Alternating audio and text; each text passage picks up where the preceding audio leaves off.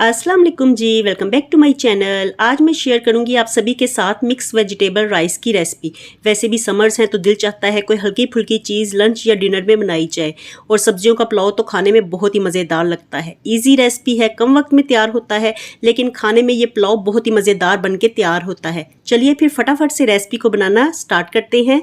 तो पुलाव बनाने के लिए यहाँ पे मैंने आधा कप घी लिया है और इसमें 1 टीस्पून मैंने ज़ीरा ऐड कर दिया है। ज़ीरा ऐड करने के बाद साथ ही हम इसमें 1 प्याली मटर भी डाल देंगे। अब करना ये है हमने कि लो फ्लेम पे हम इसे 2 से 3 मिनट के लिए हल्के से फ्राई कर लेंगे। फ्लेम को आपने ना लो रखना है, हाई नहीं रखना या मीडियम नहीं रखना।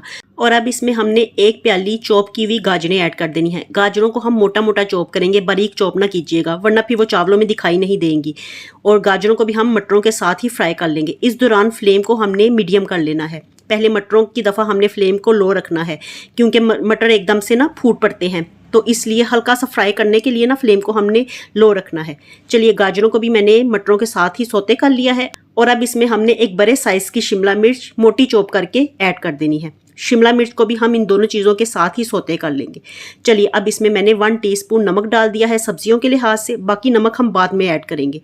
1 टीस्पून ही मैंने इसमें कुटी हुई लाल मिर्च को ऐड किया है और 2 टीस्पून मैंने इसमें चिकन पाउडर डाल दिया है। और अब इन मसालों को हमने सब्जियों में अच्छे से मिक्स कर लेना है। मीडियम फ्लेम पे सब्जियां फ्राई करने से इनका जायका और भी ज़्यादा बढ़ जाता है।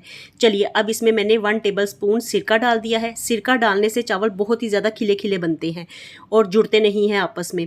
और 1 टेबलस्पून ही मैंने इसमें सोया सॉस को ऐड किया है। अच्छे से मिक्स कर लेंगे।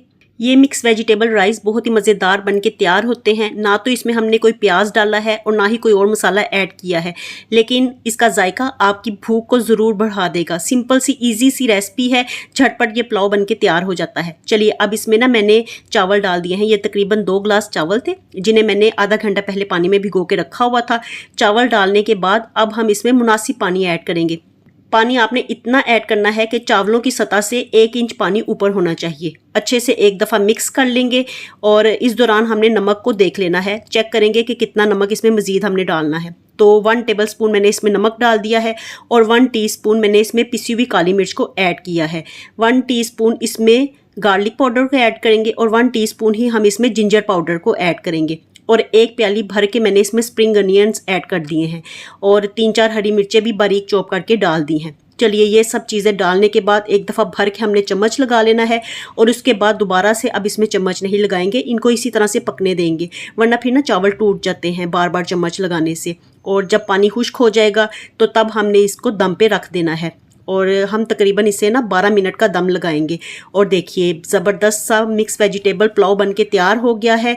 तो अभी थोड़ी देर इसकी भाप निकलने देते हैं और जब भाप अच्छे से निकल जाएगी तब हमने चावलों को पलटना है। और देखिए कितने ज़बरदस्त लग रहे हैं ना। तो ये इतना जायकेदार पुलाव है ना, झटपट क्विक सा पुलाव है, लेकिन आप इसे एक दफ़ा ट्राई करेंगे ना तो दिल चाहेगा बार बार ये रेसिपी आप ट्राई करें। तो फिर आज ही अपने लंच या डिनर में ये पुलाव बना के देखिए, आपको ज़रूर इंशाल्लाह पसंद आएगा।